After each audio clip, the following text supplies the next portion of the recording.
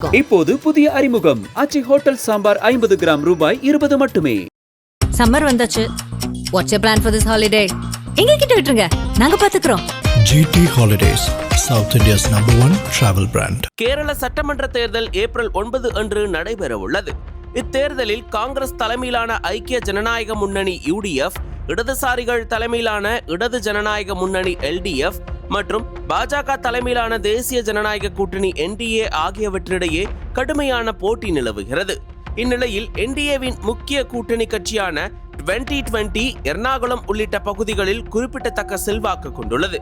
இக்கட்சிக்கு NDA சார்பில் 20 தொகுதிகள் ஒதுக்கப்பட்டுள்ளன.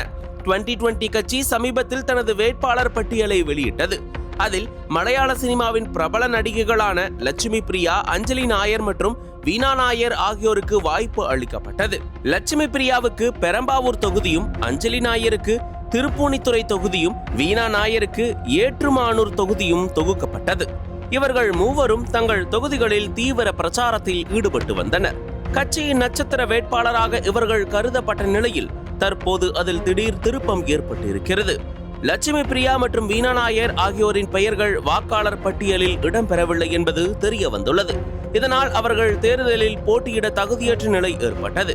முதலில் பெரும்பாவூர் தொகுதி லட்சுமி பிரியாவின் பெயர் வாக்காளர் பட்டியலில் இல்லை என்பது கண்டறியப்பட்டது. இதனால் அங்கு திட்டமிடப்பட்டிருந்த சாலை பிரச்சார நிகழ்ச்சி கடைசி நேரத்தில் ரத்து செய்யப்பட்டது. பின்னர் ஏற்றுமானூர் தொகுதியில் வீணா நாயரின் பெயரும் வாக்காளர் பட்டியலில் இல்லை என உறுதியானது.